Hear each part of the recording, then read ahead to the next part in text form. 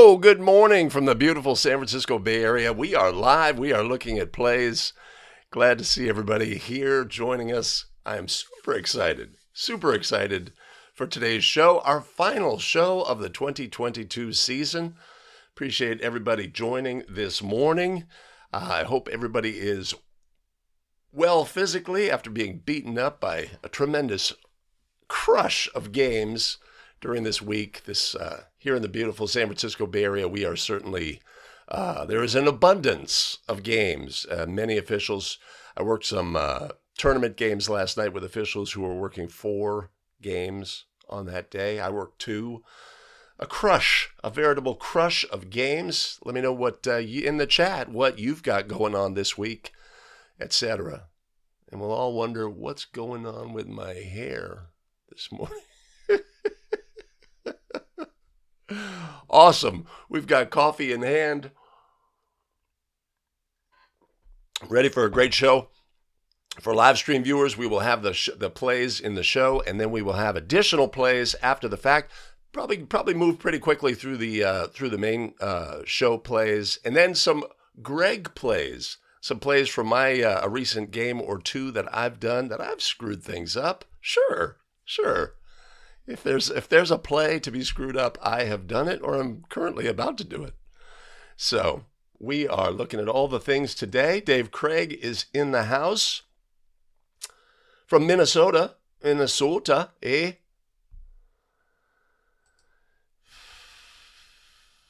Yeah. If you don't like the cold, I don't know if Minnesota's the place. David Backen in the house. David is from Wisconsin, I'm 90% sure. It's early in the morning. Wait a minute. More coffee for Greg. Let me know if everything's groovy on the sound side as well.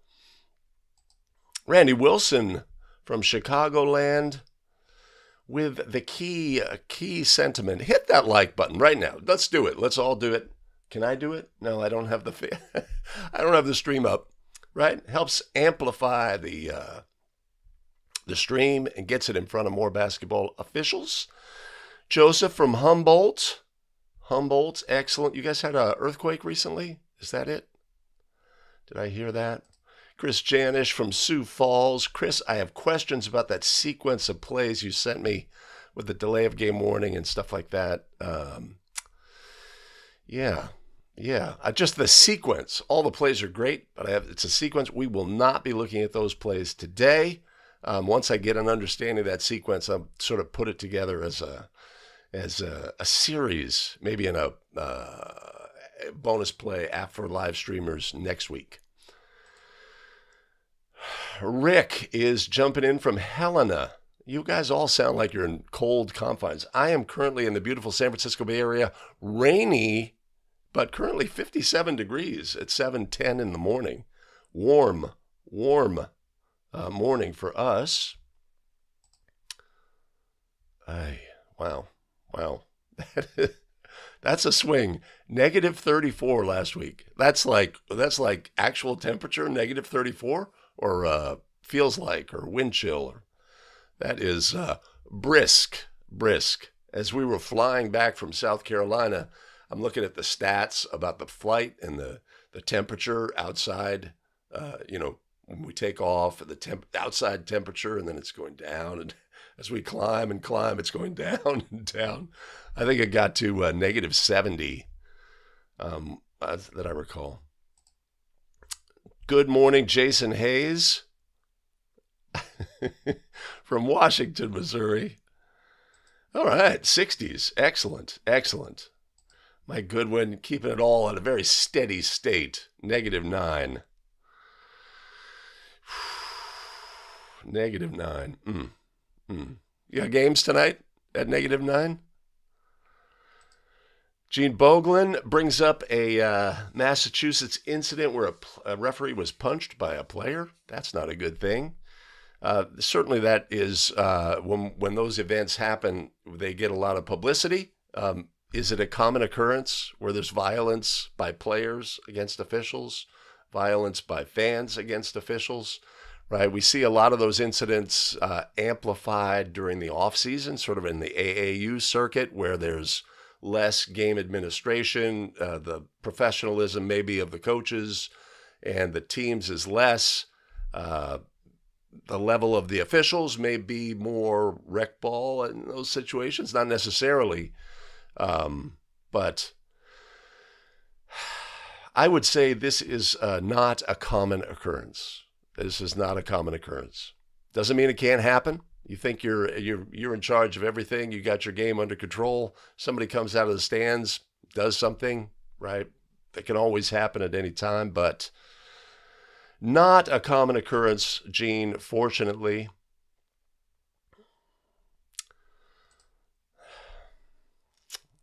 I think that's the first time Fjord has entered the chat. Dakota Ted is in the house. I don't know what it's referring to, but yeah.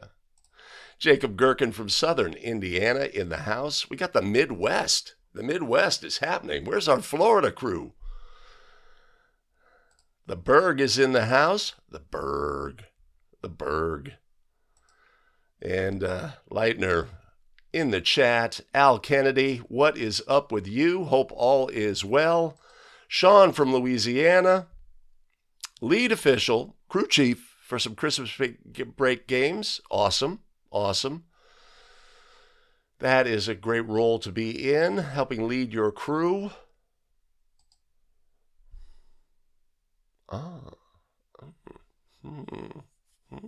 Is that true? I don't know if that's true. Idaho. All right. More coffee needed. I hate to smear you with a Badger reference. What is the state motto for Idaho? I do not know. You are not the Badger State. You are not the Sunshine State. What is Idaho? I don't know.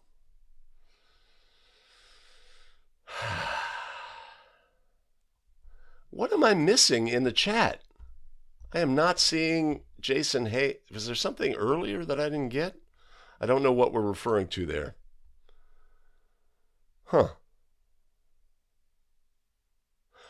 I know that Jason had some high-profile games, but I don't see it in the chat. All right. Okay, we're ready to go. Dr. Phil is in the house. We are good. Michael Hogg jumping in. Oh, my God. Not good. So, my collegiate game on Wednesday,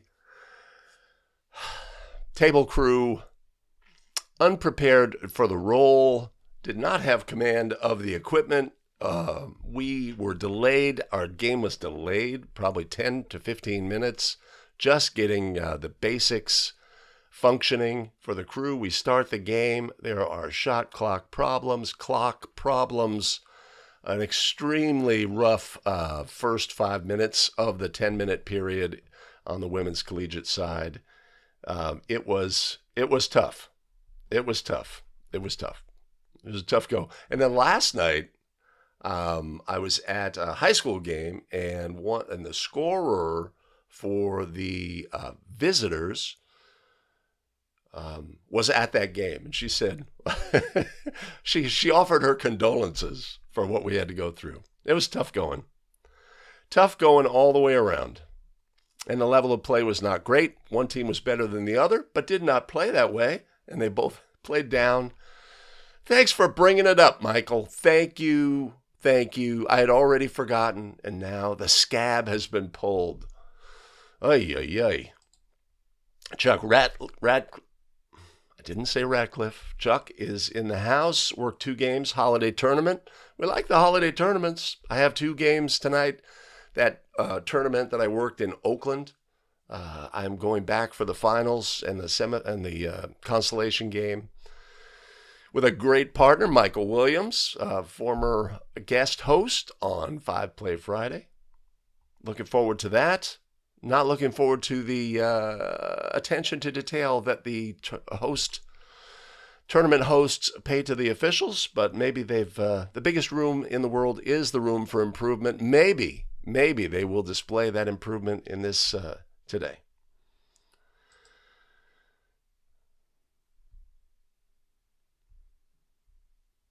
Wow, that's a lot, Randy.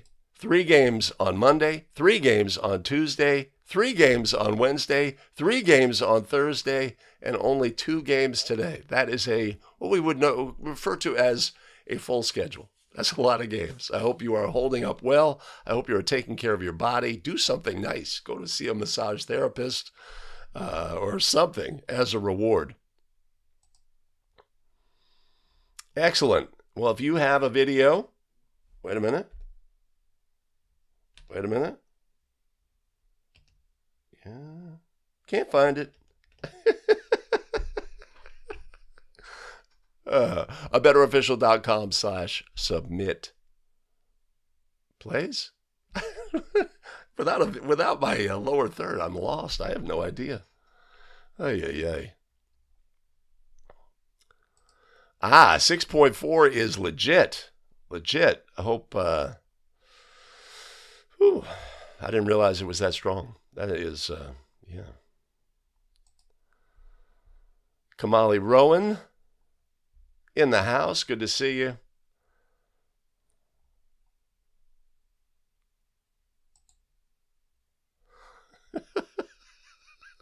They raise a different breed in Alaska. Outdoor recess until, yeah, okay.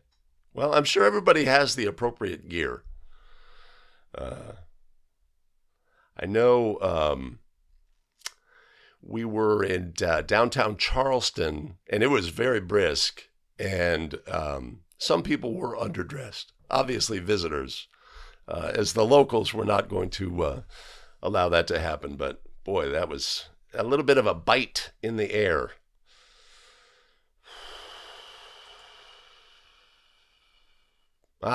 So Al had parents come out on the court during the fourth quarter. Yep, things can happen, right? We just have to be prepared and know how to appropriately deal with them. We had some opinions from the stands in my first game last night. Didn't quite rise to the level where we had to get game administration involved.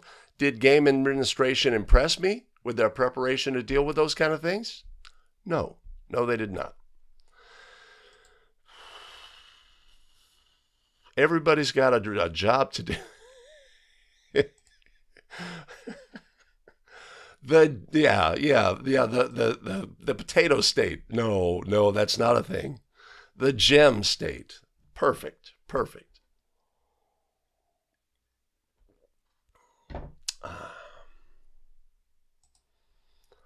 Los Santone. Jason Hayes worked the coaches versus cancer game. I think there was some high-profile assigners and bigwigs in attendance. That's the feedback I got from Jason, and that is great. Oh, we've got emergency news from another portion of the Better Official World headquarters. We are out of coffee, so I'm gonna nurse this one. I've been hitting it pretty heavily. Jeez Louise. Chris, that is the case. So yesterday in my West Coast Jamboree games, all the games are 3-person. For this tournament in Oakland, all the games are 2-person, including the finals. Would we prefer a 3-person game instead? Yes, we would.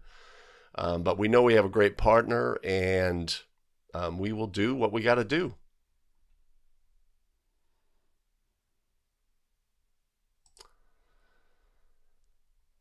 I do not understand that joke.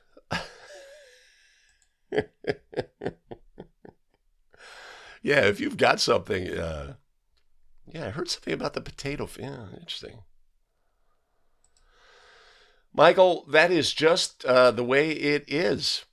Shortage of officials, lack of training. So, like our state playoffs, our section playoffs.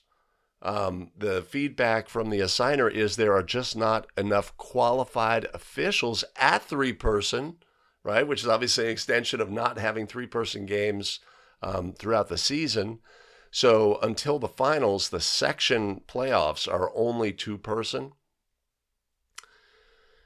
And yeah, it was great having a three-person crew last night. Both my crews super solid. Needed three officials. We're going to, after our games tonight, we were going to say that game needed or would have been much better with three officials. But what you going to do? What are you going to do? It's a two-person game. You got to go get it. So with that, I will remember what we do next.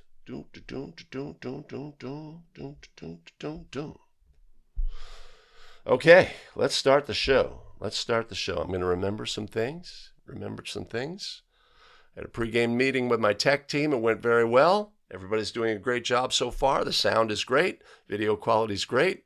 Still have the same video playing on the screen in the back. Christmas tree up for the final time. Coffee being consumed at a great rate. Whew. Okay. All right. I want to go here. Okay. Here we are. We're here to look at plays. How many plays? 5 plays. Let's go. Stick around.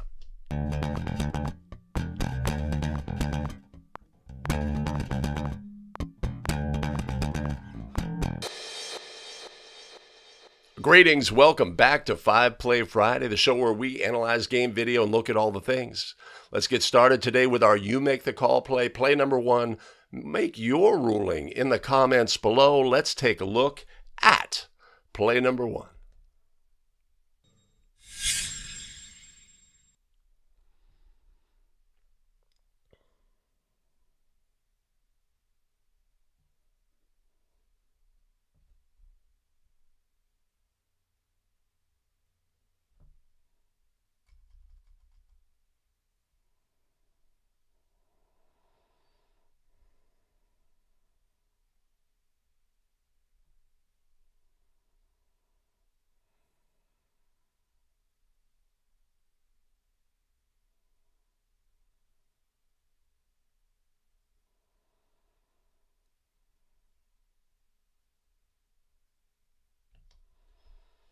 All right, so on this play, we have a missed shot.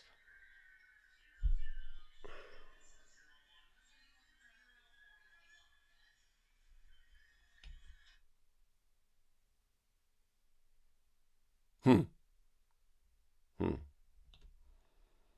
right, so on this play, we have an air ball. A player jumps out of bounds, directs the ball in the direction of a teammate. The ball goes into the back court. Player jumps from out of bounds, throws the ball in, all of the things. Is this a legal play? This crew ruled it to be a legal play. Is this a legal play? Put your ruling down below in the comments. Do you have a legal play? Do you have a violation? What would be your reasoning on the play? And of course, stick around to the end of the video. Today, we'll look at that play. We'll break down all of the things. And with that, let's move along to play number 2.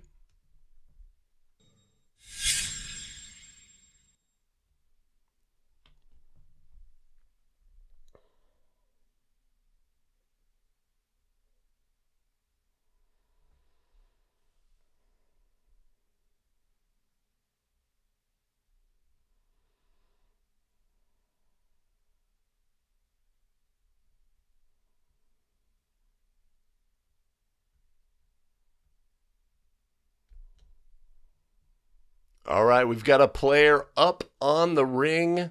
A technical foul is ruled. What do we have on this play? What is going on? But before we do, greetings everybody. Welcome back to 5 Play Friday. My name is Greg Austin with A Better Official. We craft video to help basketball officials get better and take control of their officiating career. Glad you're joining us today. If this is the video content you found valuable, make sure to do all the things. Hit like, subscribe, and notify so you don't miss out on any of our new content, including live streams every Wednesday and Friday during the basketball season. Awesome. Okay, so on this play, we have a technical foul ruled. Why would we have a technical foul ruled in this situation? Player goes up, attempts to dunk, misses, grabs the ring, and then plays the basketball. This is not allowed by rule. Holding on to the ring or the backboard to gain an advantage is a player technical foul by rule. And our officials correctly assess the technical foul, display great habits here coming together as a crew. What do you have on this play? We've got player technical. We're going to shoot 2 at the other end. Any player eligible substitute, right? The basics. In some situations, right, we have everything is super obvious, right? This is player technical. What do we do in a player technical? But just going through the procedure of coming together as a crew can always keep us out of trouble. We may have a play later where our crew failed to do that. So stick around for that. So in this situation, we have a player technical foul by rule. It is illegal to gain an advantage, right? That's just by holding on to the ring, the player gained the advantage of staying up in the air and then playing the basketball. You can see this on tip dunks, right? Sometimes a player attempts the dunk and then it misses, it's off to the side. They continue to hold the ring, pulling them up to contact the basketball. In high school, this is a player technical foul by rule, correctly ruled by our calling official on this play. That's what we do. We do what we do. All right. I am not talking to anybody about. We'll review play number 1 a little bit later. Thomas Hennian joining. Great to see you, Thomas. I'm going to spread that out just a smidge. David Witt has technical foul here. Right, you can't hang on the rim, right? But the key takeaway is here, you cannot use the rim to gain an advantage, right? So we can have situations like you could have a situation where players are underneath and the hanging on the rim would be for protection. In this exact same situation, that wasn't the situation here. But the subsequent playing of the ball is the key component.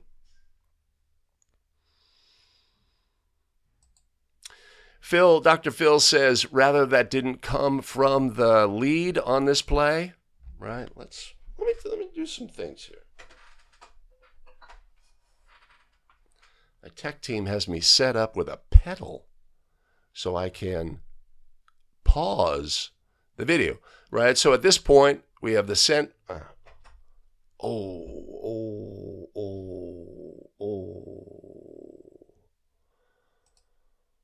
All right, I've got all the things.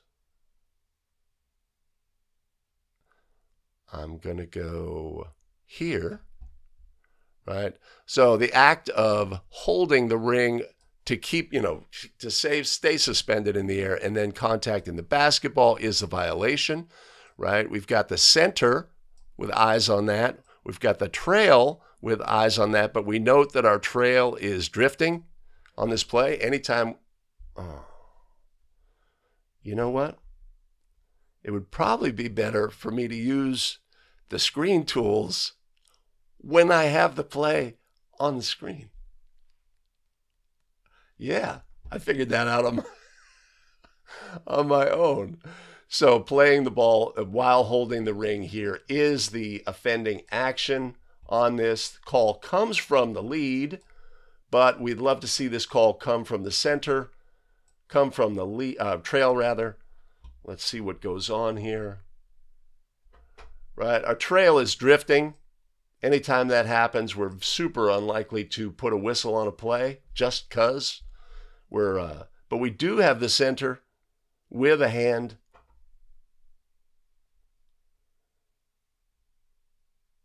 Conference, what's going to happen next, etc. etc.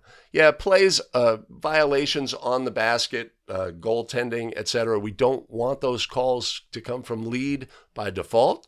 So if we, in this situation, right, we get that hand up because it's obvious that something has occurred. If our center has that as well, could give that up. Could give that up. But in the end, what's most important is getting calls correct. This is not something you see every day. I had this, a similar play in a tournament game a few weeks ago. Similar play. That's all I'm going to say about that. Similar play. Okay. So now I do this.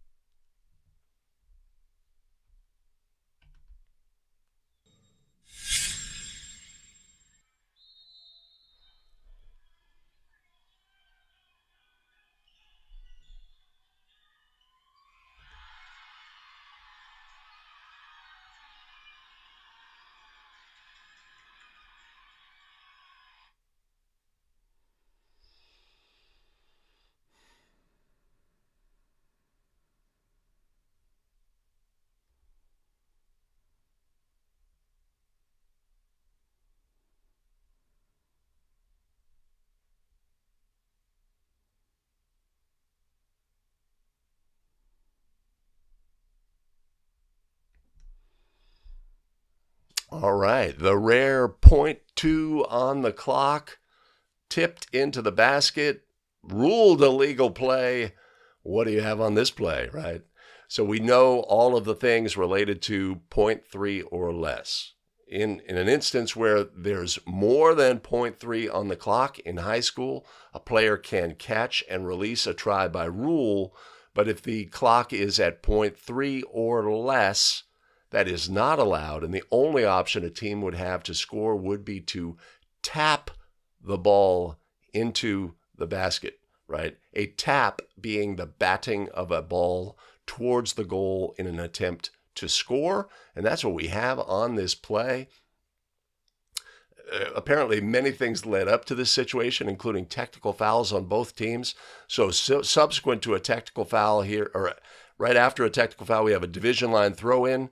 We've got these players competing at the basket, right? Both teams in bonus, right? Do we want, what kind of patient whistle would we want in this situation? Obviously, a very patient whistle. We have that here. These players are competing for the ball, etc. Legal play, batting of the ball, score it, and this game is over.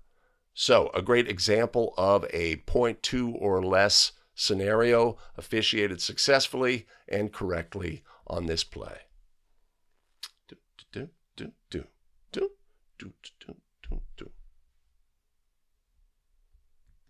going to do that.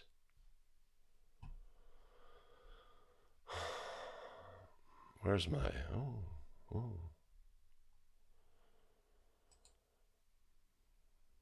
I got you, Scott. Good to see you anyway. Good to see you. Dave Craig says .2 not enough to score, right? So that there are so many misconceptions at all levels. I mean, players, coaches, officials, right? There's misunderstandings about the situation. And so that's why it's so critical to not only understand it, right? If the official waves this off in this situation, right, then we've got something. We've got a kerfuffle. We've got a situation. Right? .2 is not enough to catch and release a try, but it is enough to score. Dave Craig, it's a take back. I've never had that as a call.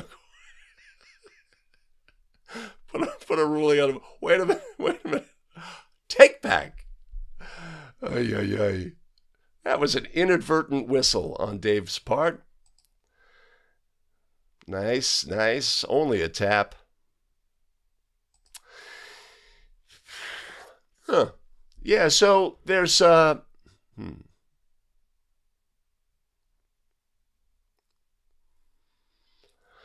So Jason says, like to see more urgency on the crew to leave the court. There's no reason to hang around. This is true. This is true, but at the same time, we don't need to scurry away. We don't need to race away, etc. Yeah, that's a pretty casual stroll towards the table.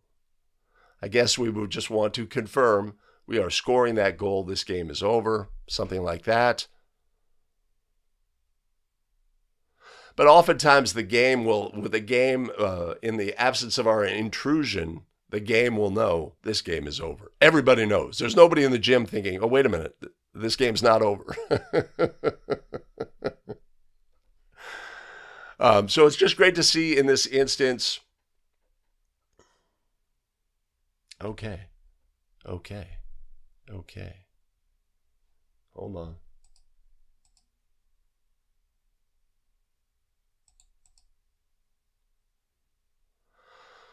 That's a leap of faith. It's a leap of faith. Hold on. Let me do that.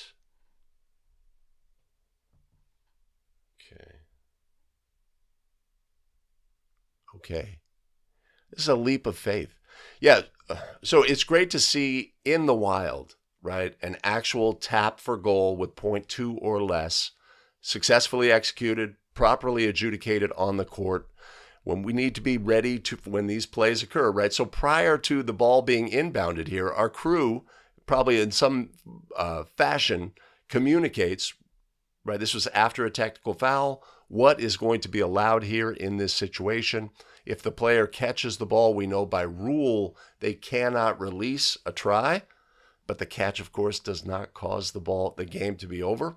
We could have a foul in that situation, as we've discussed on previous plays on Basketball Rules Expert, right? So we'll put a link to our complete playlist of Basketball Rules Expert episodes up above, but a great play to review so we can all get better and be prepared to adjudicate these plays when they happen.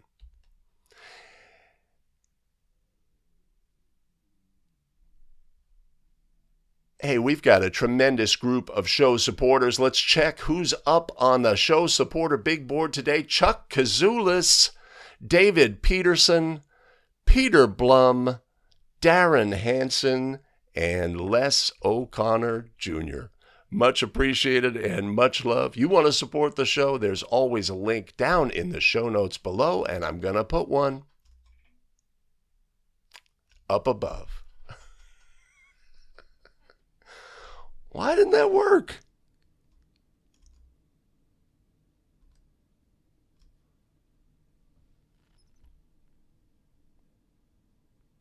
Don't know why that didn't work.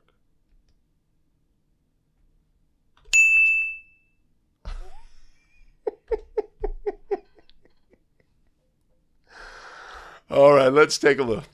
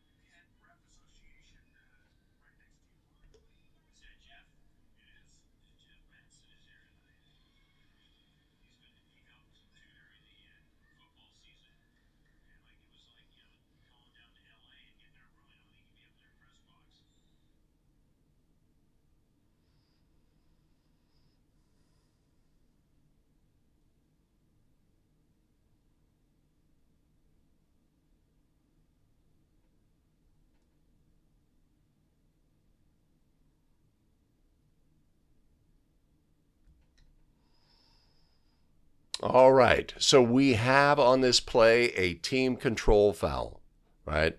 Black has team control in an effort to throw a post pass. The post player pushes off, obvious team control foul. The calling official indicates 1-1, right? This is a scenario we can have a brain fart, etc. Who's obviously the veteran official on this play? The lead. New trail, obviously, right? Our old trail, new lead thinks for a moment, hey, wait a minute, and goes to the official, and the official says, no, we're going to do this. This is the proper ruling on this play.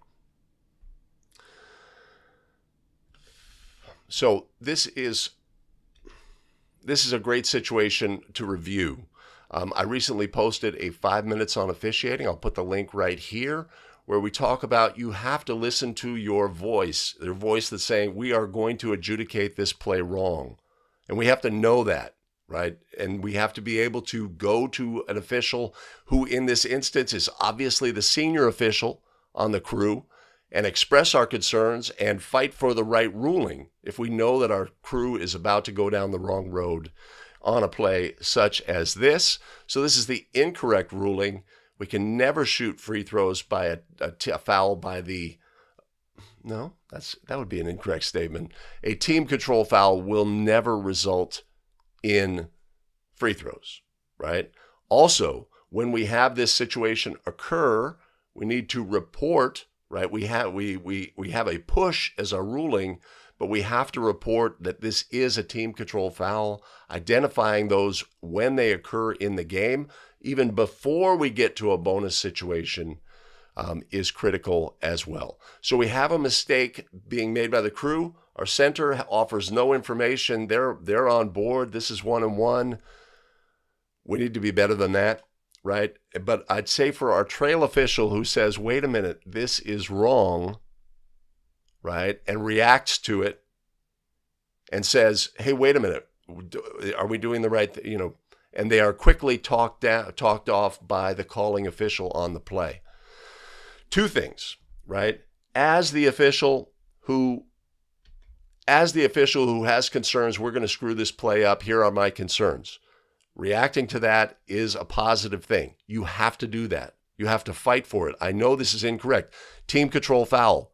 They had team control. There was no loss of team control. We never shoot free throws. Should be a throw in on the end line, etc.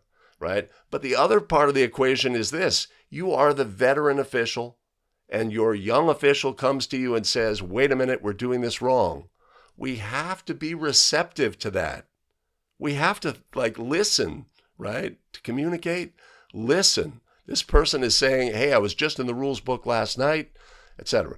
Right? So there's two components here. One is, as the calling official, we have a brain fart, we make a mistake, we make the wrong ruling, the game says, okay, we're accepting it. I mean, there's nothing about the demeanor of the official that would allow anybody really to question that this is correct, right? Great confidence and demeanor on the court, etc. So, double-edged sword.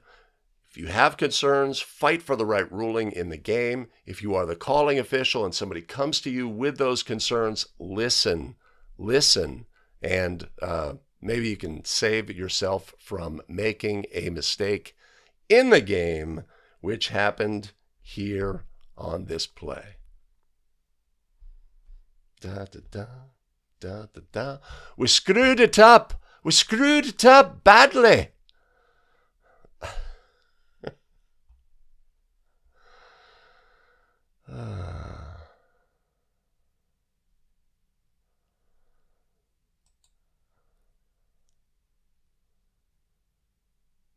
Is that a Grinch outfit? Or is that like a part of the team colors?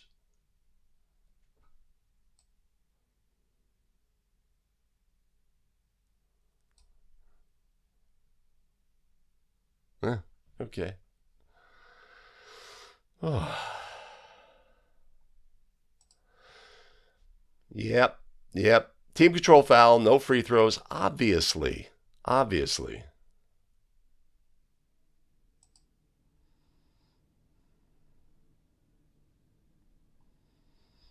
Right? There's so many things on this play. Like you're the center official on the play, and it's just like, we're 1-1. Yeah, that's right. We're going 1-1. Right? Sometimes it's so easy for us to just we check out for a moment, maybe, like after you've had 3 games. Ay. I do not see that as a ticky-tack foul. Let's take a look at the foul itself.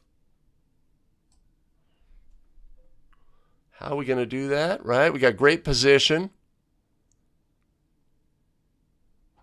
Yeah, she pushed her in the back, right? You can see 25 was anticipating moving back for the ball. The push in the back sort of forces them to go vertical.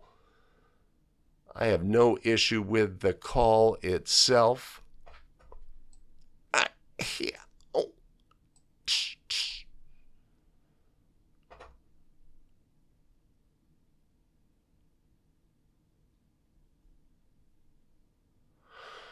Ay, ay, ay. Ay, ay, ay.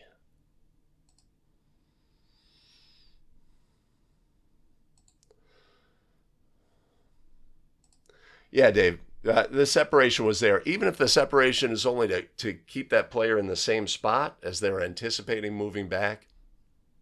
I love the call.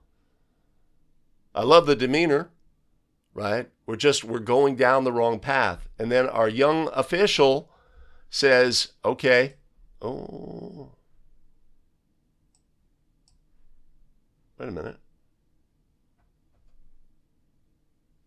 Right.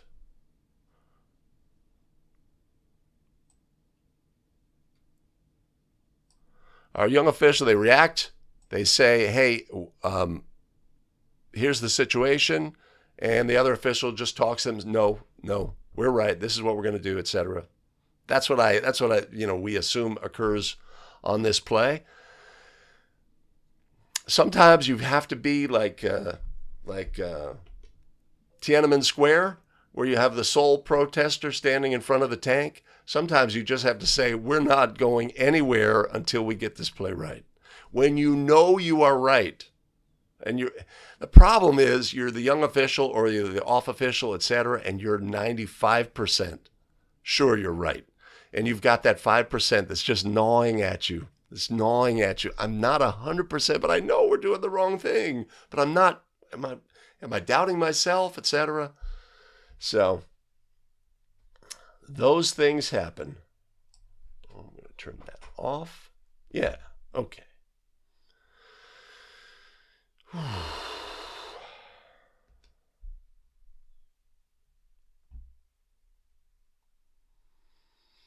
Is this a correctable error if the coach goes to the table and asks the crew to discuss it? So what do we have here? We have unmerited free throws that are awarded. Is our unmerited, a team attempting unmerited free throws correctable? Yes. Yes, they are.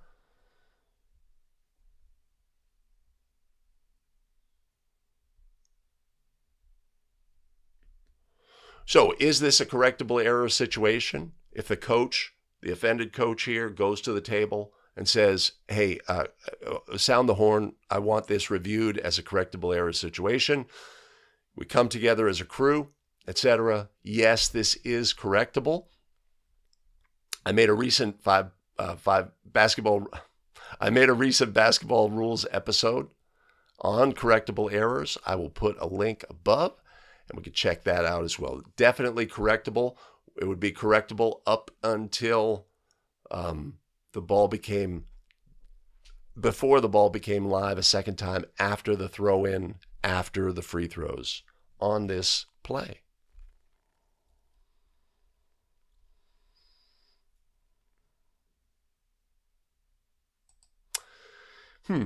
Not correctable. Why would you say that, Dave? We have the awarding of unmerited free throws. That would always be a correctable error scenario.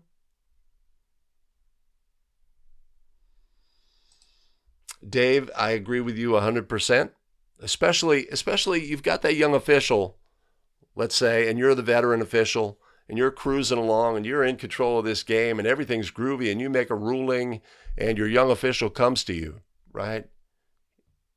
Part of our development of those officials is allowing them to react to and be aware that they are saying, wait a minute, we're going down the wrong path, and react to that, and allow them to express themselves, etc., and communicate. Maybe they do it successfully. Maybe they don't. Maybe they come to us, I think this is wrong, etc. And we're saying, we're not listening to I think. We're listening to you make declarative statements. This is a team control foul. Hold on. This is a team control foul. There was no change of possession. Team control foul. No free throws. Team control foul, right? We're sort of grasping at anything we can say to get our calling official and walk them off the ledge from getting us down the wrong path.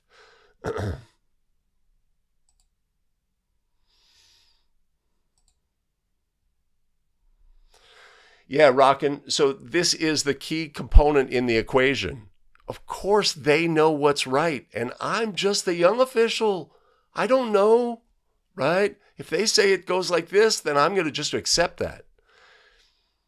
I advise against that because at some point you're going to realize, wait a minute, this game needs protection from my partners in this situation. We're doing something incorrectly. I know it's incorrect. I know they're more veteran partner. We have to respond to that voice that says, and fight for it. And it's like a crossing over moment for young officials when they say, no, this is incorrect. I'm going to stand up. I'm going to be obstinate. I'm going to stand in front of the tank, and I'm going to be heard, and I'm going to not allow my crew to go down this path, right? That doesn't mean we're going to be successful, but it's an important moment for an official to feel the confidence to do that and the ability to effectively communicate it. So, right, game, crew, you. If I stand up for the game, I'm potentially going to embarrass my partner. Would we be embarrassing our partner here if we were obstinate and said no, right? And we fought for the game and put that first? Would we, potentially at some point our calling official is going to have to fall on their sword and say, end line throwing, team control foul, right? And what have you. Have we put them in a bad light? But we've put them in a bad light relative to the game. We've not screwed up our game. We can only make assumptions about this play, that it's occurring in a close game, and our decisions have definite impact on the result of the game.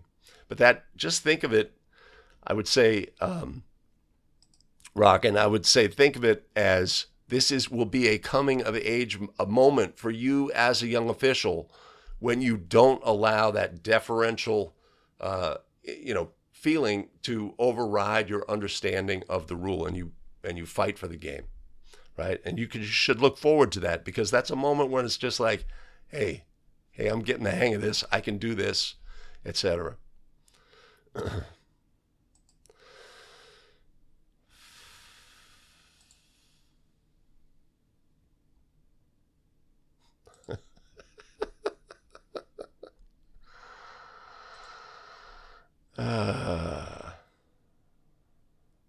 Oh, okay. All right.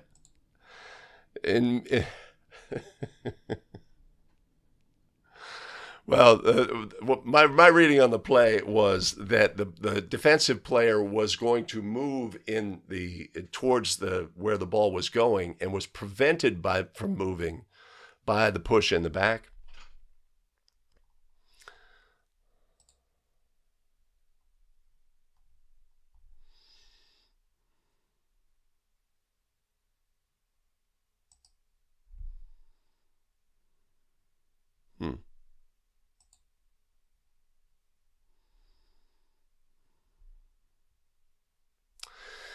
Yeah.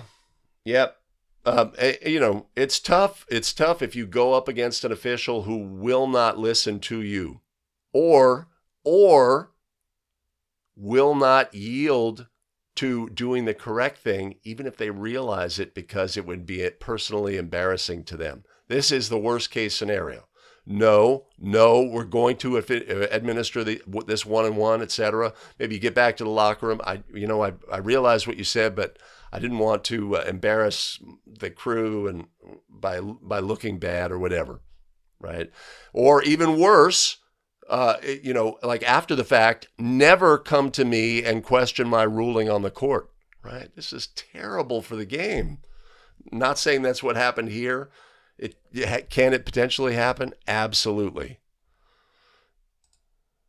All right, Mark, great to see you. Have a great games tonight, and looking forward to 23. I am as well. If we've helped a little, that's awesome, right? Just going through, if you're watching and you're looking at plays and you're thinking through and you're communicating in the chat, etc., just through that process, we're going to get better, right? So we appreciate having you on board.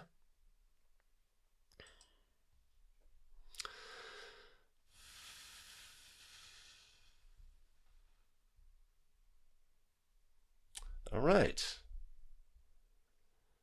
Okay. I think I'm going here.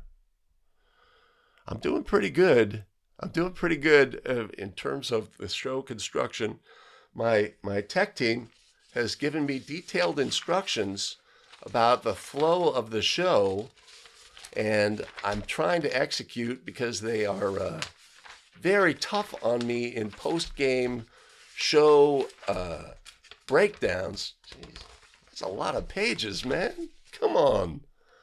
But I think I'm doing pretty good here. All right, next play.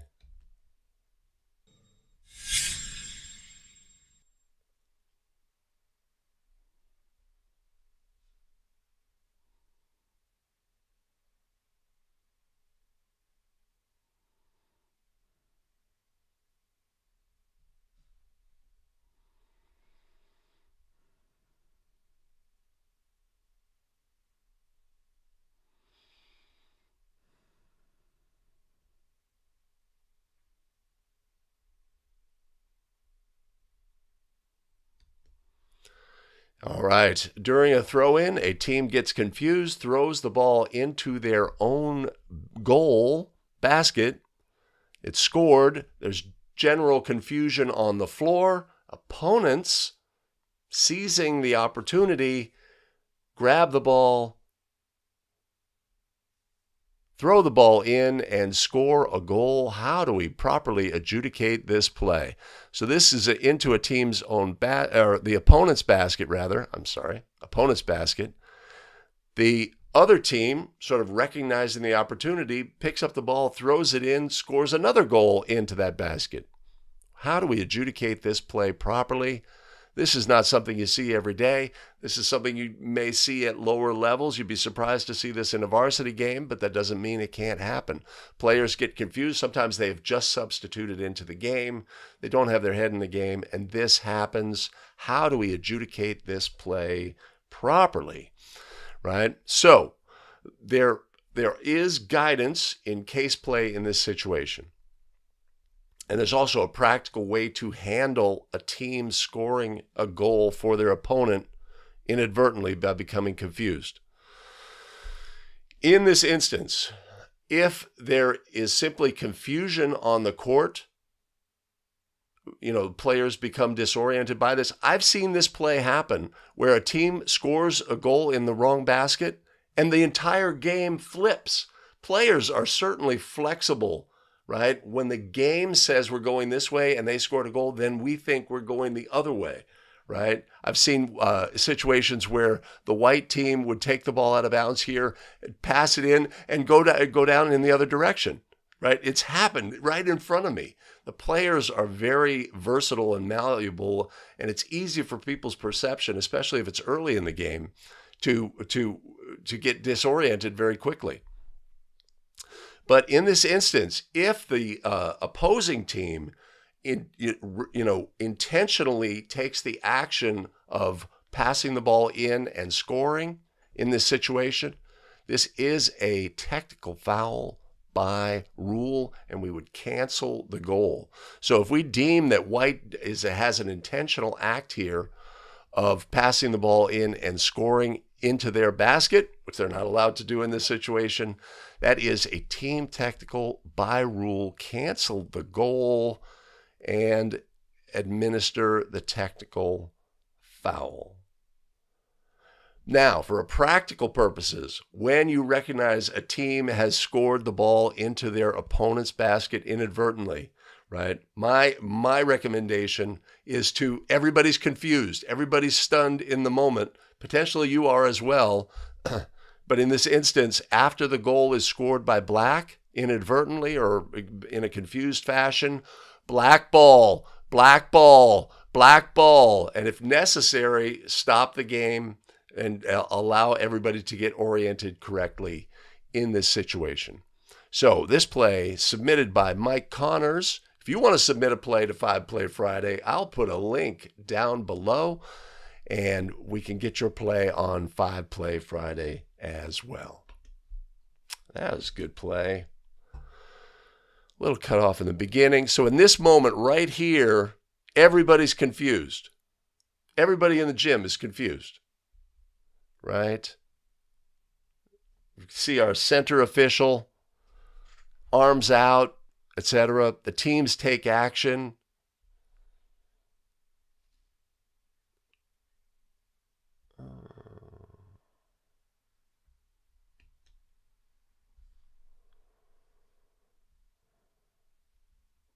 Where am I? Here I am. Here I am. Oh, Paul Felia. Taunting. Watching from Maui. It's got to be pretty early in Maui. What time is it? Or are you still on some other, your body clock's still on some other time, but it's got to be like 6 a.m. That's great to see on the stream, Paul.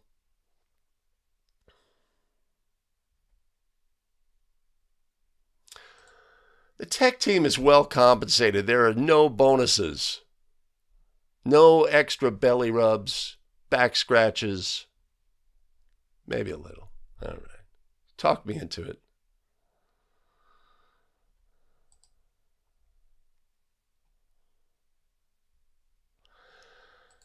Yeah.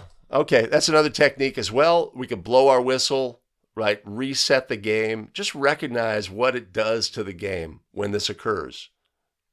Confusion, right? We want to avoid confusion in our game. We want to avoid, with our signals, with our voice, with our explanation, etc. We always want to avoid confusion in the game. And when we get to a situation where a potentially confusing thing happens, take action, be proactive, and remedy the situation. Keep it from getting to, because the players in the moment of confusion are going to do unusual things and they could rise to the level of a penalty. And so we can prevent that. I'd say preventative officiating would come into play here. So Randy says blow your whistle. I say use your voice. Both are options. But if we see that white player about to administer, to do a throw in, take action, kill it. Don't let them make that mistake. And we'll be better off for it. Michael asking about what kind of technical foul is it, or a direct technical for the coach? For the coach? No. It's not on the coach. The players have done something in the game that is illegal. It is on the players. In this instance, the case play says this would be a team technical. It's not on player throwing the ball in or the player who shoots the ball at the basket. It is a special circumstance that sometimes occurs in the game, right? It's just addressed as a case play because it sometimes occurs, and we just need to be ready for it and know how to deal with it. If we didn't have the case play and they put the ball in the basket, is that legal? Right? Tommy says, use your whistle in this instance. Get it corrected. Rick asks, after black scores the initial goal, white gets 2 points, but then black should inbound the ball again. That is correct, because a goal has been scored for white. After a goal is scored for white, black has the non-designated spot throw in by rule. Adam says voice.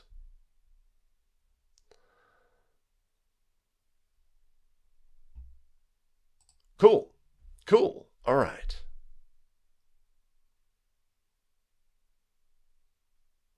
Okay. All right. At the start of the show, we had play number 1. What do you have on this backcourt play? Let's take a look at play number 1 and break down all the things.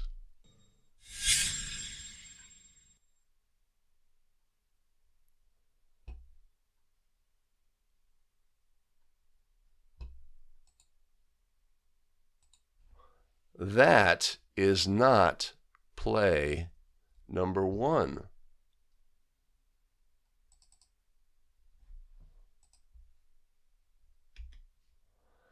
All right, at the start of the show, we had play number 1. You made a ruling. Let's now look at play number 1 and look at all of the things.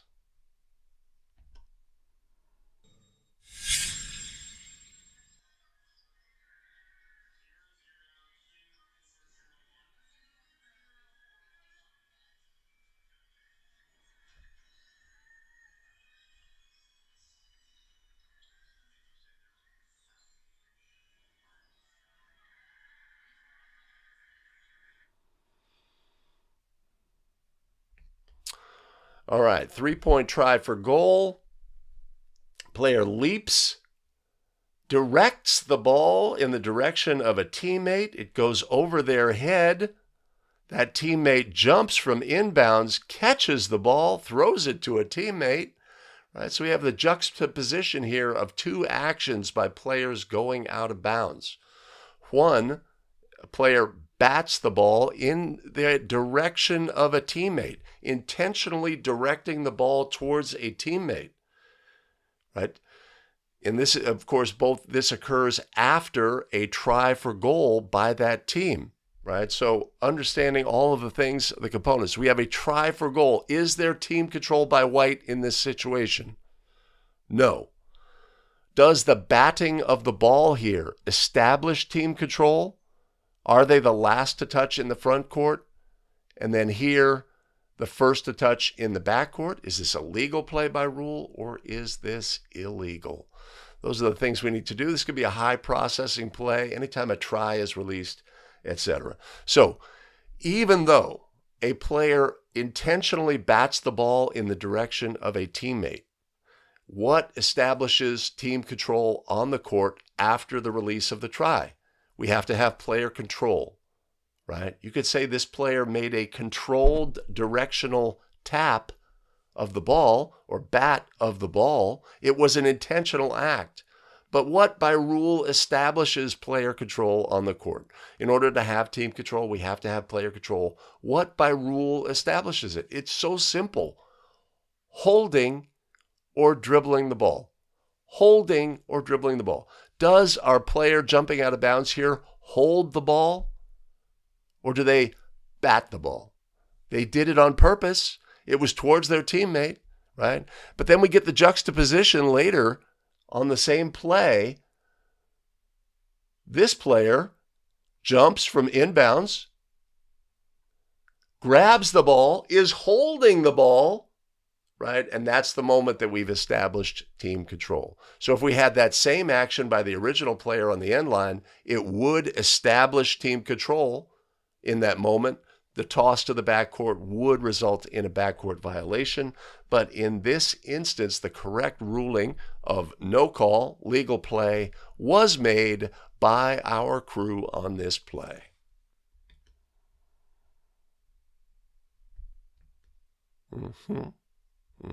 Something like that. I don't know.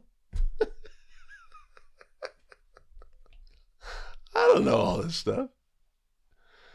Okay, let the disagreement begin.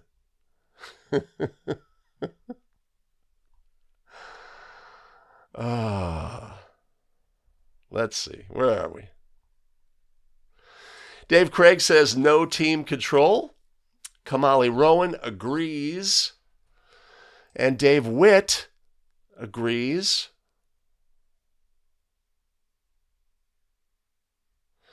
Tommy says backcourt violation. Throws back to the backcourt. Saying a player gained control and passed the ball as opposed to batting the ball. Randy has or player control gained by the rebounder. He threw that ball. As soon as the first player in the backcourt touches, I have a violation. Define batting of the ball.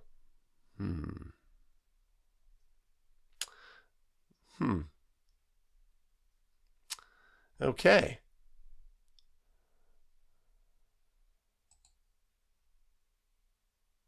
All right, so Randy says they throw the ball. Let's take a look at the play, at key moments here. How we're going to use the telestrator. R.I.P. John Madden. All right, let's go here. I've got this. We're going to play.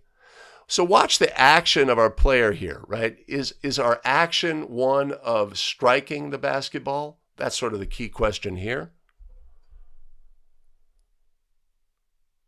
Right? Or it sort of maybe comes to rest slightly in the fingers and then is pushed forward, almost like the release of a try, a little bit, right?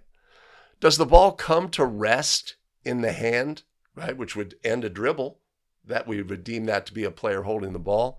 I just do not see it in this instance, me personally. Let's go here. Let's go here.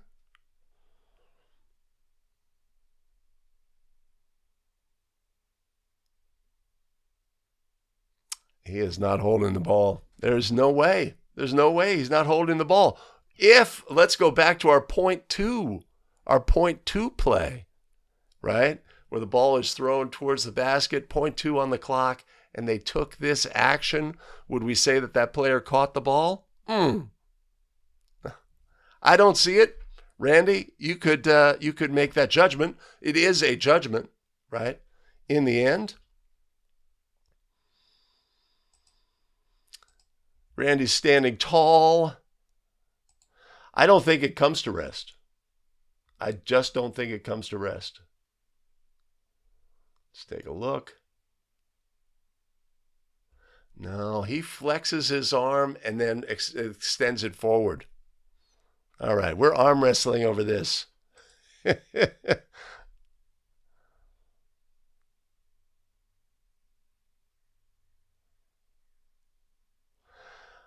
Adam, I don't agree that they could bat the ball this far in this direction. That it could not. I don't agree with that statement.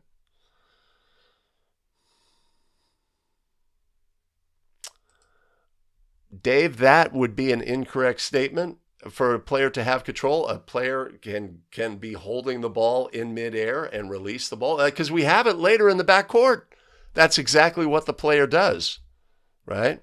So if we look here, this player jumps from inbounds, grabs the ball in the air, and releases a pass, right? So this is the juxtaposition here. We have one obvious situation where a player gains control in the air and passes the ball to a teammate. And then we have the other on the end line where the action, there's obviously a difference between those actions. But I'd also say in this instance, right, we can fight for purity. I think a lot of officials have trouble with this play because it's obviously an intentional act by the player on the end line, and it leads to their advantage. So therefore, they fight to put this into control, right? It's not holding the ball. There's no way.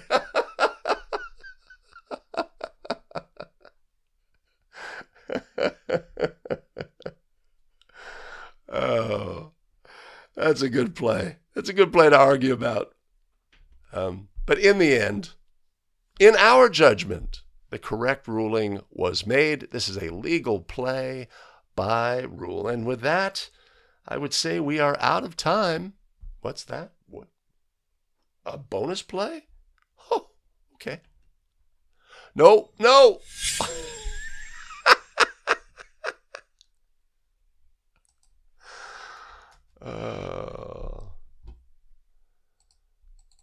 I screwed up. Go there.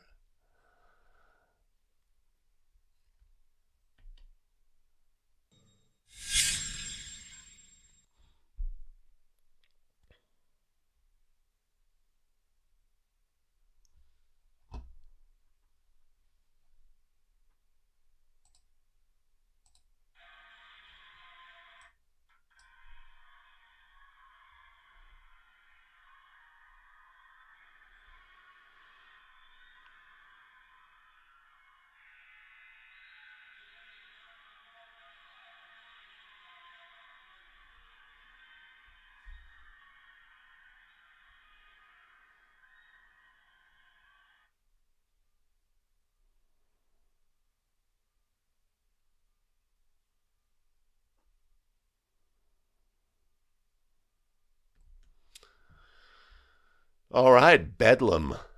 So we have is this a collegiate game? And ultimately, free throws are attempted in this game, right?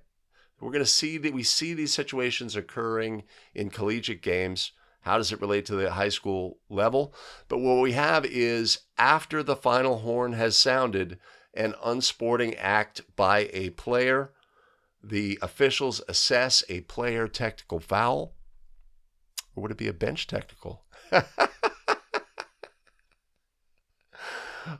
In this instance, at the collegiate level, they would then attempt the free throws, even though the result of the free throws cannot affect the score, right? So understanding that this is a collegiate level play, and that those free throws would be awarded as part of that.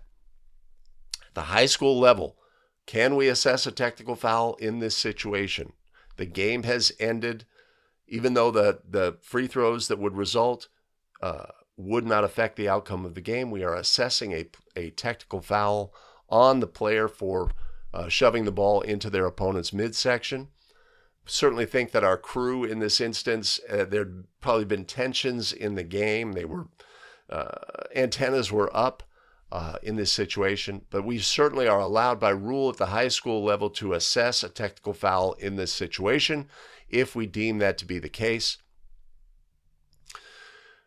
And at that point, we would report and we would leave. Now, if this was the player's second technical foul, this could have implications for that player, as they would be disqualified from the game and potentially face some penalties.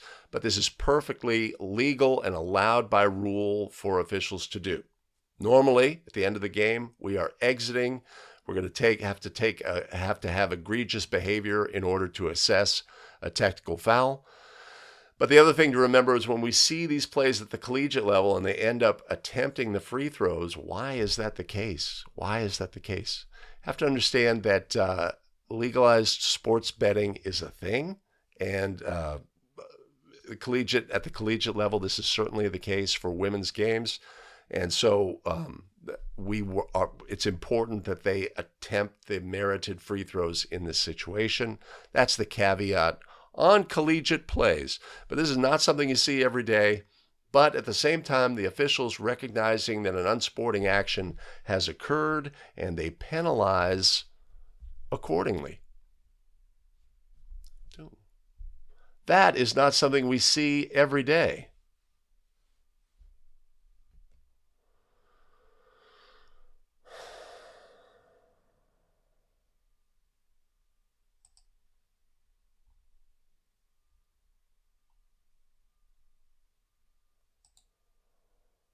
All right.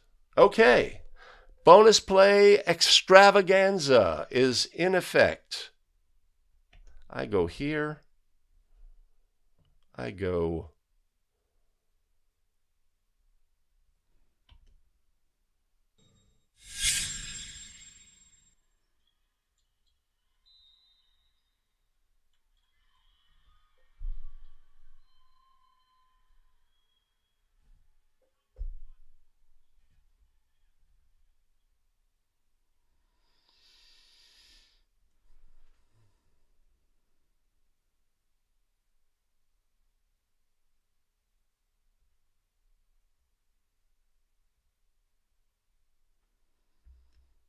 All right, a play from a recent game of mine. Lead official rules a team control foul in this pass and crash situation. Is this call correct? What are all the things on this play? What are we looking at? This is not a simple play to officiate. In the big picture, let's take a look at whether we got the call correct and who is officiating whom. Right? In plays like this, who is officiating whom are really important considerations and gives us a chance to sort of flesh out our understanding of a three-person mechanics system, right? So let's take a look at what we've got. I'll go here. Drive to the basket, 2 defenders, displaced defender, team control foul, passing crash is ruled.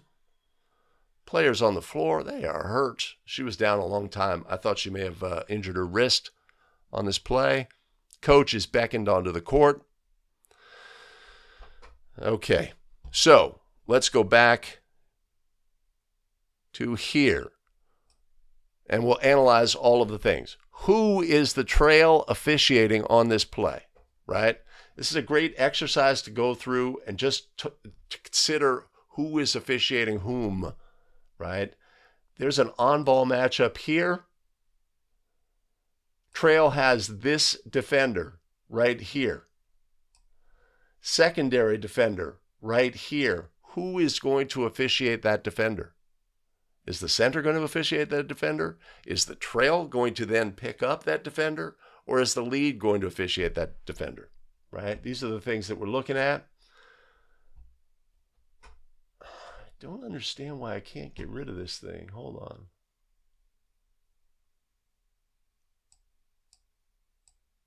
There we go. Oh. Okay. Move it forward. Right? So if the lead is officiating this defender, who is officiating this defender? Do we expect our center official to come across and get this?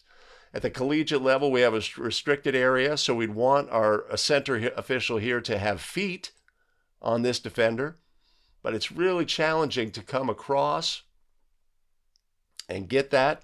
So this forces... Okay, hold on a second. Emergency.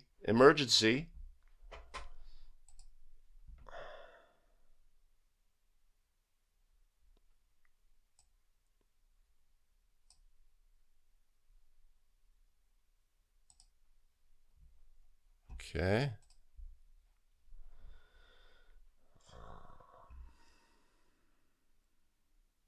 Okay. All right. So it forces our lead to have to officiate two players in this instance. Was our defender legal in the end? Not necessarily. It looks like they jumped into the path. If we're being pure, right, the player really going to the basket was really out of control in this situation. That was sort of the impression on the play. But I think we got this call incorrect, but it fit the game to go offensive. Like I say, this player who ends up on the floor, we thought she'd injured her wrist. She was down for quite some time, but in the end, returned to the game, and all is well there. Yeah. It'd be interesting to see if the net wasn't in the way.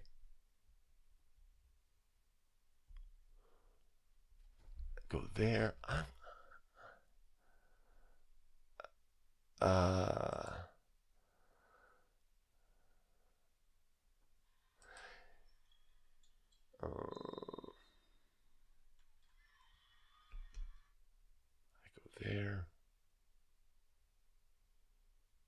I go there. I didn't do something right. Anyway, yeah, so the problem is there were two secondary defenders. I had my eyes on 32 White, right?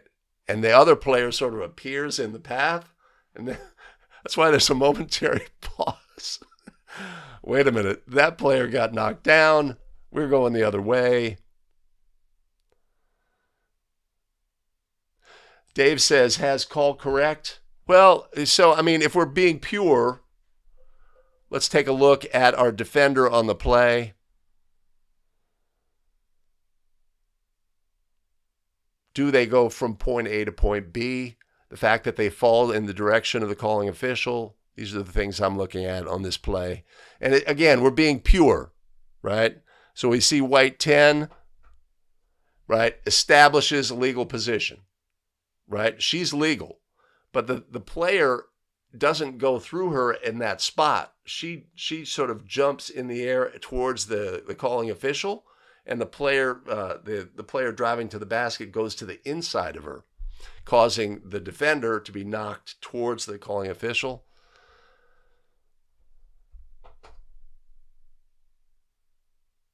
Right? She sort of jumped almost past the path on this play. But again, this call fit this game. This call fit this game. So that's one of my plays. Do I have any more of my plays that I've screwed up? Let's find out. Let's look at another bonus play.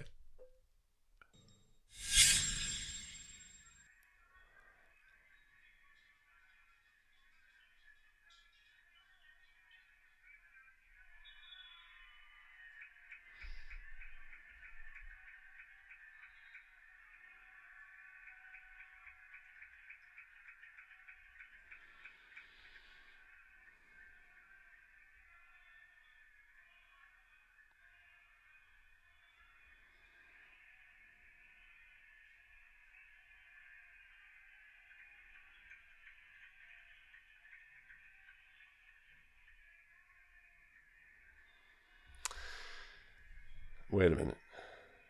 I go there. That's the problem. Okay.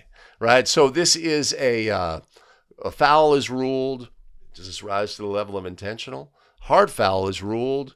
Subsequent action, the player who fouls steps towards his opponent on the floor,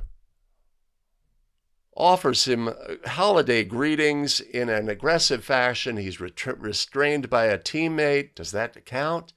And the non-calling official assesses a player technical foul in this instance.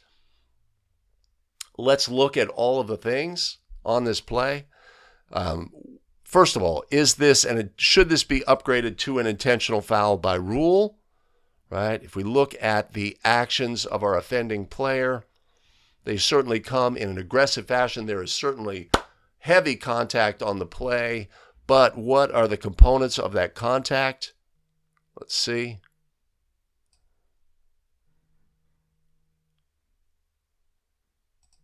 Right? So aggressive body contact has the ball up top.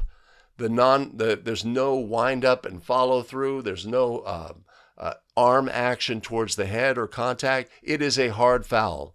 But an obvious play on the ball, is that a factor in our determination on this play? This is a hard foul. I do not see it as an upgrade to intentional. You can always evaluate also what's the time and score, right? Black is losing by 20 late in the game, relatively late in the game in this situation. But you need to stay, right? So notice our calling official, right? They have a habitual action towards, I've got a foul, I'm going in this direction, right? But we have a hard foul, right? There's a difference between we have contact on the wrist on a layup and we have a hard foul. In the aftermath of a hard foul, what kind of actions are potentially going to happen?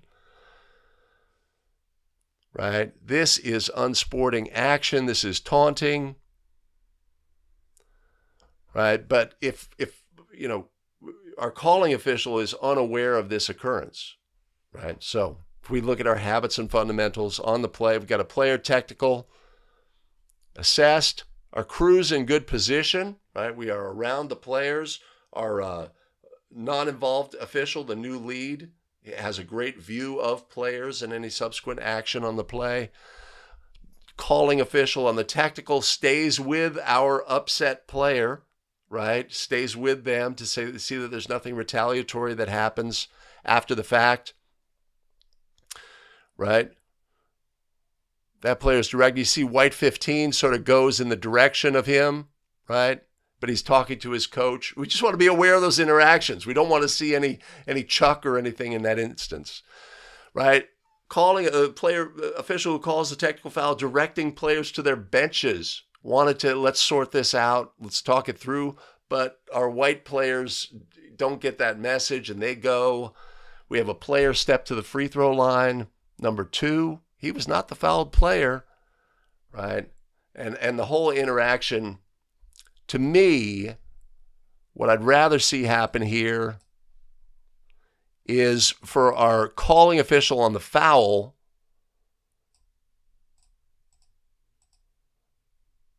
to be in place, to be like on the E here, or just on the court here, right?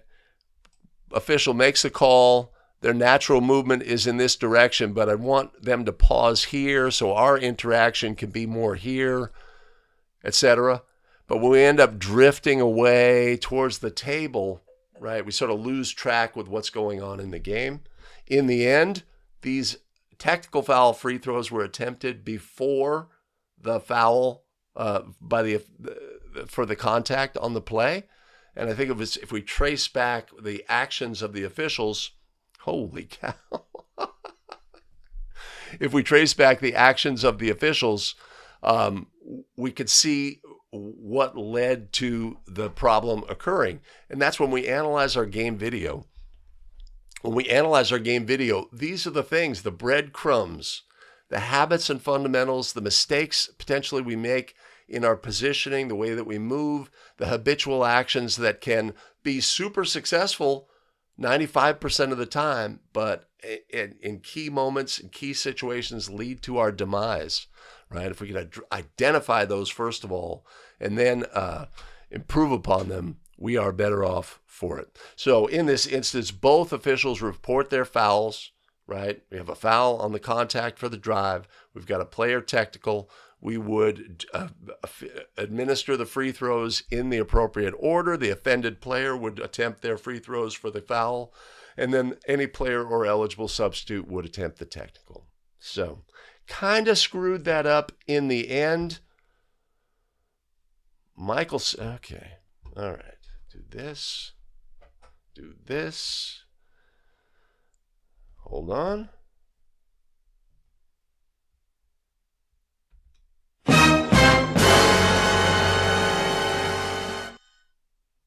Mike Goodwin, Super Chat. Thank you, Mike. That is awesome. I appreciate it. Happy 2023 to you. Hopefully all your calls are correct. And you don't screw things up on the play like this. That's awesome. Chris, I wanted players to go to their benches here. That's why, the shooing motion that I'm indicating to black, players go to your bench. But on the backside, the white players didn't get that, and maybe it was misinterpreted as everybody back behind the division line, because everybody knows on technical foul situations, everybody's got to be behind the division line. So in the end, we've got players in the backcourt milling about together after this potential contentious act. Just kind of a breakdown in my mind. In the end, the free throws were attempted out of order, right? The technical foul free throws were attempted. The merited technical foul free throws were attempted, and we recognized the situation. We counted the result of those attempts and then administered the free throws for the foul. But mistakes were made. Well, wait a minute. Yeah, Randy, that's sort of the problem. Sort of the problem. What was the technical foul for, says Michael Hogg. Can we not see what the technical foul was for? Is that still a question?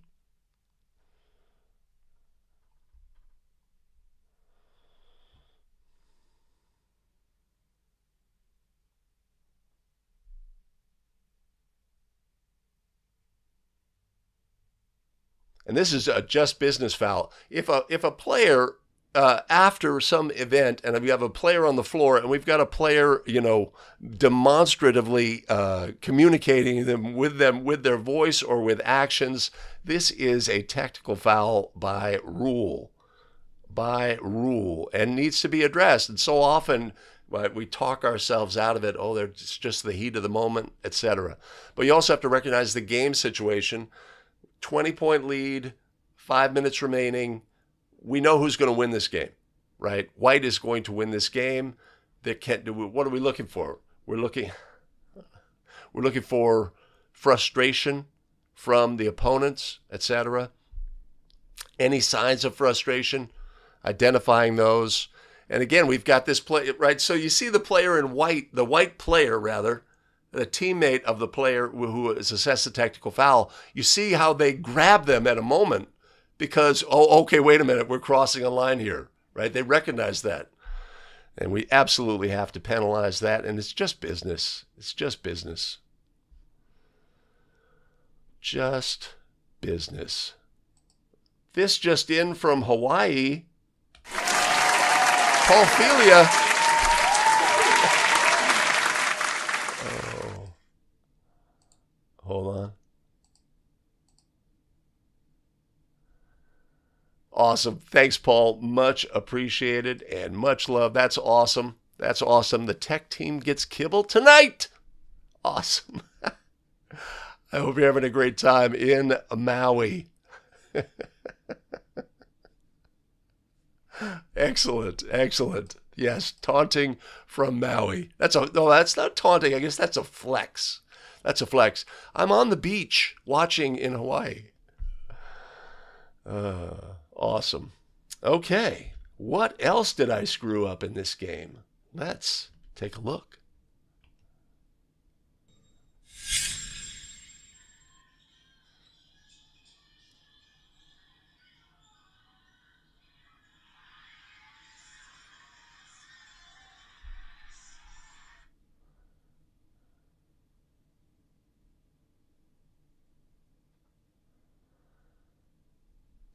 Okay. This is not my play. This is a last second shot. Always exciting. Tie game. What's the key thing on this play? What jumps off to you on this play? We are letting them play. We want the players to decide the game. What's missing here? That is a foul. That is an obvious foul. And if we didn't put a whistle on that, I don't know. I don't know, right? Got a player, they are not in a legal guarding position, that's for sure. Backing under our shooter. Leg contact, right? We're off the hook because the ball goes in, but that is a foul. We got to have a whistle on that play. If we had a whistle and the clock failed to stop because it was so close to the end of the game, we would report the foul. We would not attempt the free throw as a result. Yeah, that's a foul. That is a foul, but an exciting ending to the game. No, Mike, in the previous play, in the order of occurrence, the 2 shots for the foul on the shot, and then the resulting technical foul free throws, ball for the division line opposite the table to the offended team would be the correct ruling. But now that we've got that play out of the way, let me just make sure I have things in order. Okay. All right. I got a good bonus play.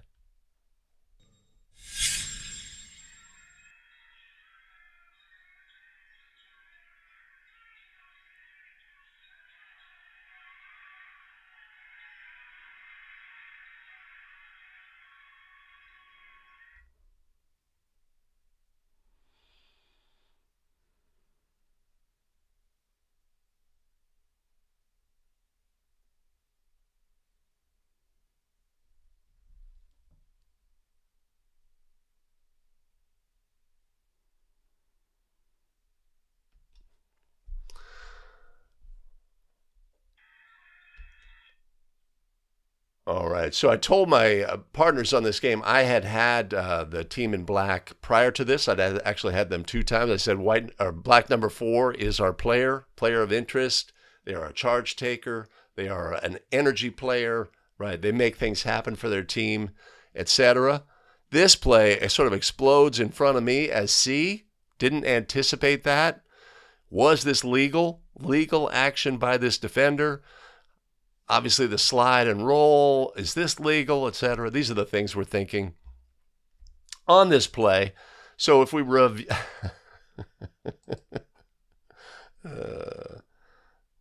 super supporter, Mike Goodwin. Yeah, We appreciate players who are those players, who are those hustle players, make things happen. What we're looking for is, so it was a great quote on Twitter by John Hollinger about Dylan Brooks in the NBA and calling him a sandpaper player, right? And that's a great term, sandpaper. They are an irritant, right? It's like sandpaper on the skin. Other players don't enjoy those players. But this player is just a hustle player. He's not a player that the other team is like, thinks he's doing, less than legal stuff. He's just a hustle player, and that's awesome. So let's take a look. Is this legal defensive action on this play, right? Legal guarding position on this play. The key question is, does the defender move forward in this instance? In the end, they obviously get their body in the path of the opponent, but do they move forward, right? I think a lot of officials would see this and say he moved forward because he moved and the players were, ultimately contacted each other. From my angle, I did not have that, right? I see him moving laterally, even though the lateral, of course, our orientation in the court is normally north to south. This lateral movement was east to west. Sometimes that can be deceiving. But from my angle, I had no whistle on this play. I wanted to see it later. How did he get there? Yeah, I like it. I like it. And obviously we had no call as a crew on the slide, which was all legal. If we look at that, when does he even have the ball in this situation? Here? Is he holding the ball? Hey, people.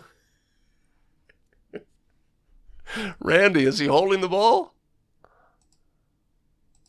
Right? It's sort of rolling beneath him. Ultimately, he grabs it and passes it to a teammate while he's sliding on the floor. This is a legal play by rule.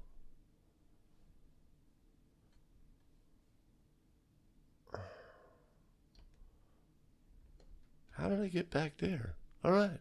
Let's look at another bonus play.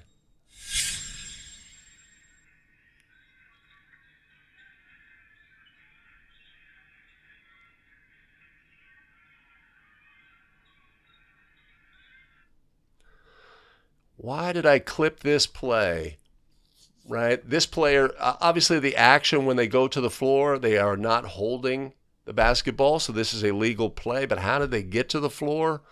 Right? Got a great open look as center here. Player goes, continues to dribble, picks the ball up with 1 foot on the floor, passes to a teammate.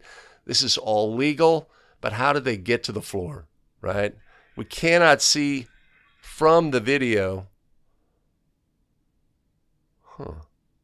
I think we have leg contact on the dribbler, and that causes their leg to get into an unnatural position and they slip. But we have no view on it from the camera angle, and I had no view on it as center. Step up to get a look, but when he goes left to right, I think his leg gets contacted right there, just preventing it from moving enough that forced him to go down. But I could not put a whistle on that play. But that's a play for review. We like to review plays and sort of, determine what we may have missed, etc. Wait a minute. A late entry. Billy Mack is in the house. Awesome. This game was about 10 days ago. Again, I identified one of the things I did is I identified all the high schools in the associations that I work, which ones have NFHS network, right? So that I know in advance I can get that game video. If I told you, Jason, how I got this game video, I would have to kill you. It's true. It's true. This is screen capture. It's such a pain in the ass. Such a pain in the Screen capture is the worst. I mean, it's so inefficient, right? When you like a video's on YouTube and you can download it using a YouTube downloader software. Yeah. But Screen record we did.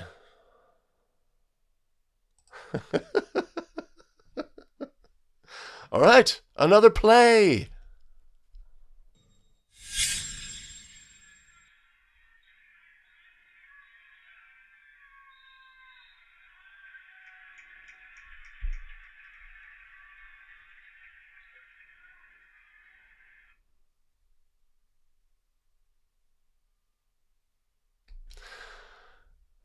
All right. This was me last night as well. The guy calling the spin move travels, right? This player did this was a fundamental concept for him. The spin move in the middle of the lane. I ruled this a traveling violation. This is a traveling violation by rule. Many instances, and sort of how the crew is going to handle these plays is really the key determinant, right? If we let this one go, then what are we going to do on the next one, etc.? What are we going to do when it occurs by the opponent, right? So this player, I actually ruled them for 2 spin move travels in the first half. So what are we talking about at halftime? I have ruled 2 spin moves travels by black. Let's not miss a spin move travel by white. That's, of course, the key thing. If we allow this to go and we have a spin move travel at the other end, I mean, what's the crew consistency going to be on a play like this?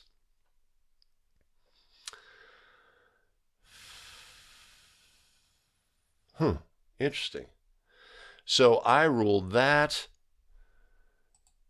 MI has obvious foul, I think, on the previous play. I don't know which play that refers to. Was it the dribbler down play? Was it the east-west contact and slide play? I don't even know. Chris, the problem with the play is I did not see the contact, and I couldn't, oftentimes with leg contact, you get a tripping action, and you could piece things together after the fact. In this instance, I just had no look whatsoever, and it was obviously a strange action by the leg, but, just didn't have enough. But maybe we have a second half spin move travel. Let's look.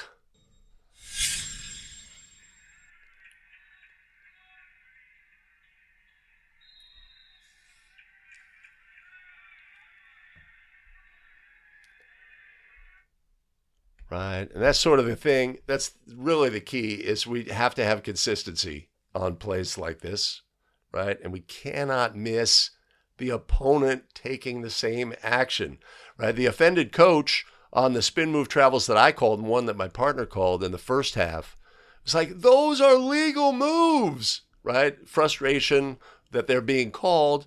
And then your opponent does it. If we don't put a whistle on that play, we are opening the door for a coach to justifiably be upset. And this could lead to, actions. They could hang their hat on that, and we ultimately end up ejecting or what have you. So consistency on the spin move travel is really key on the play.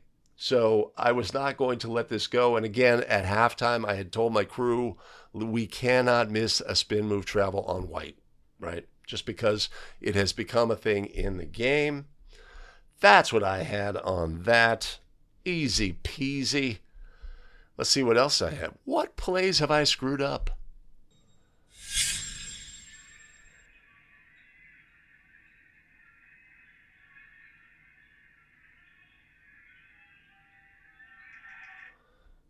All right. This is a no call incorrect. This was a foul on the play to the basket. How did we get to where we got to as a crew? That's leg contact there. That's a foul. Was I going to get that from center new trail? No.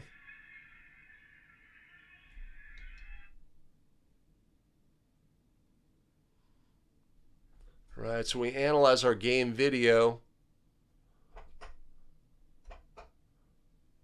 Right, so a common occurrence in 3-person, especially if you also do 2-person, is to officiate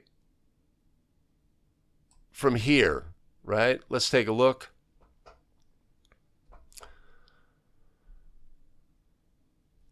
trail has the on-ball matchup, at what point does the center officiate that matchup? How do you handle that? When the ball settles right here, I'd say the trail, you've got to give that up. And the center has to step up and accept this play. When we hold on to this play, that leaves us not in great position to officiate subsequent action.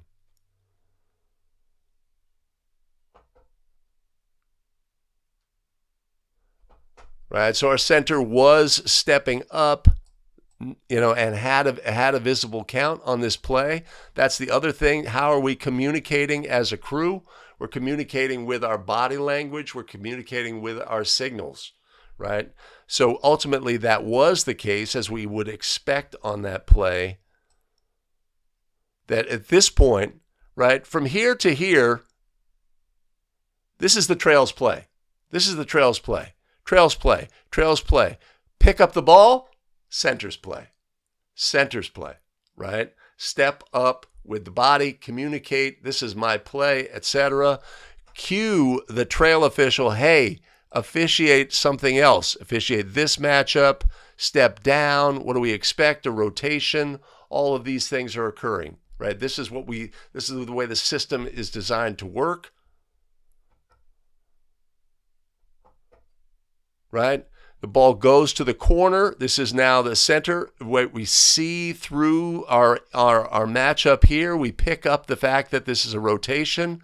We pick up the fact that we now, instead of having a C over our head, now have a little T over our head. But we're in great position to officiate this on-ball matchup. We got a pass. That's illegal contact. Our trail's not engaged. Our center doesn't rule it such, but the ball goes in and we move on, right? When we analyze our game video, though, the things we're looking at all the things, and these are the things we're looking at, right? The way that we're working as a crew so that we get looks on plays. One of the big advantages of three-person officiating is that we are much less likely to have situations where we don't have a look at a play. Two-person, sometimes it's like something happened. We know something happened or may have happened, but we just didn't get the look that we needed on the play. Okay, so Chris, here. Chris says, as center, I would use a back pedal type movement that allows you to step up but still keep eyes on players. So I take like a one, if we watch the play, I take like a one-step adjustment. And then here, I'd expect another step, like to gain a little bit of perspective. But Chris, you're saying on that first, you would go sooner with a back pedal and back out like out to here and pick up this matchup? Is that what we're referring to? What did the defender do wrong? Asks Billy Mack. What did the defender do wrong? So is this a legal defender? Let's take a look at that.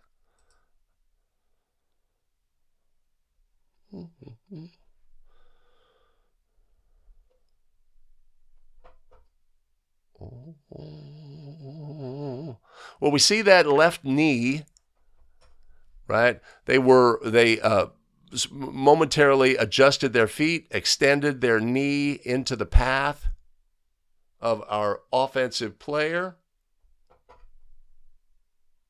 But it's hip contact ultimately.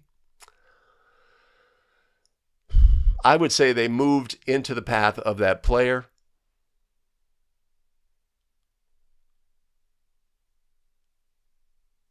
You could say that they firmed up on that left leg and that was legal. I think that's a foul. Ball went in the basket. We're going the other way. I'd listen to that case, Billy. I'd listen to it.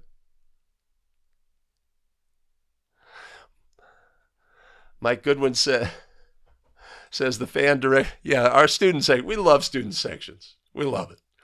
It's a great part of high school basketball. Pardon me.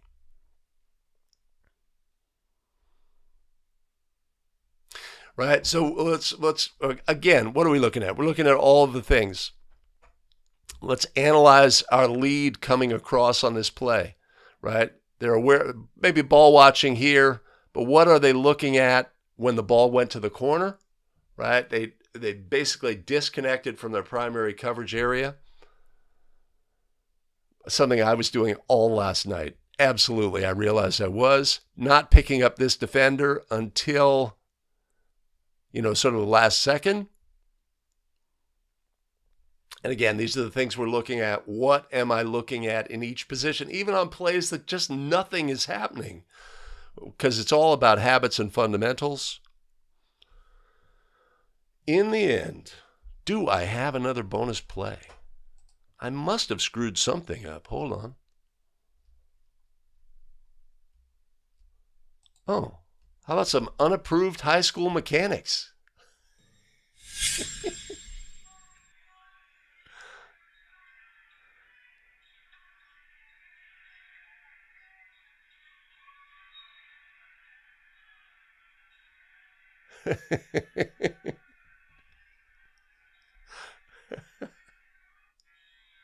Oh no.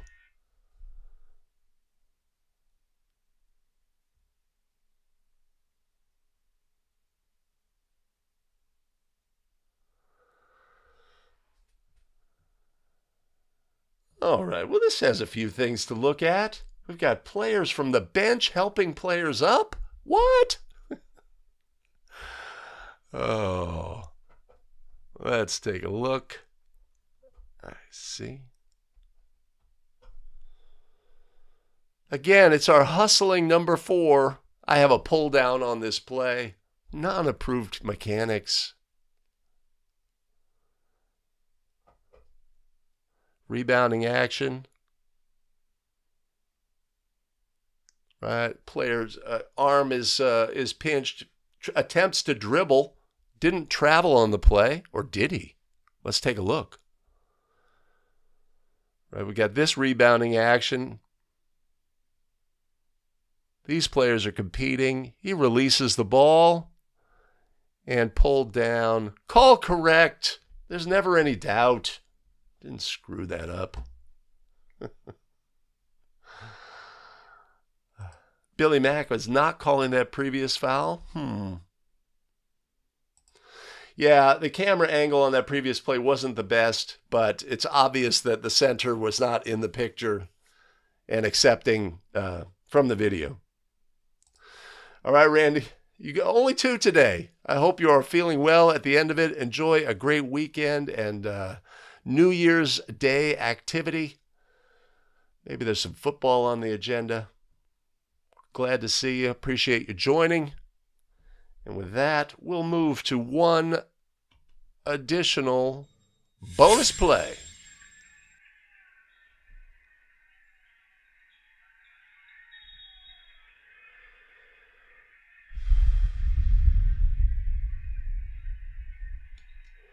All right. As more and more states adopt shot clocks, we like to include shot clock plays, right? Just the way that you're going to work as a crew. What do we need to determine in this situation? Did White have control? Did we have a change of possession? If you are the non-calling official, you need to be aware that this question may need to be asked. Only one person on the crew is going to know the answer. We can have our shot clock operators make an assumption that a change of possession has occurred, which occurs here, and they reset. Do we have the number when they reset?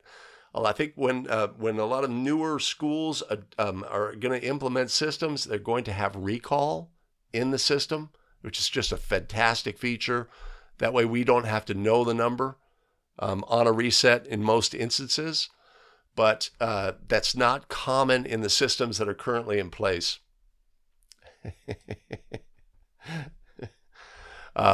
Right. So this is just a great example of there's 2 things that need to happen here? You're the non-calling official. Even if the shot clock wasn't reset, partner, was there a change of possession? No. No, there was not. Okay, shot clock's good, right? That's what we're in. Great crew communication here. We had the number. Why did we have the number? Because it was there. Okay, so does our calling official, the official who rules out of bounds, do they know that the shot clock was at 24 here? No. No, they do not. That's why these become crew plays. We have to have that number, somebody on the crew, right? So lead in this instance has the number and is asking the question. Was there a change of possession? No. Okay, the shot clock, oh, they reset it. It's 24. That's what we look at on plays like that. Chuck, Happy New Year to you as well. Okay, one more play. Nope. That was a fake out for the new year. Awesome. Okay. Cool. Well, I have games tonight. I have 2 games starting at 6:30. Great partner, 2-person mechanics. Possibly a coach of renown who may present issues during the game. But we're feeling pretty good, even though I was beat up after last night. And I will let everybody get on with their activity. Boy, a game already? It's 9:05. It's 11 in Chicago. Randy must have like a 1 p.m. tip. Yay. Awesome. See you next year, Billy Mack. Take care of yourself. Keep those middle school games safe and fair. Michael Hogg. All right. Fantastic. And with that, I will lead.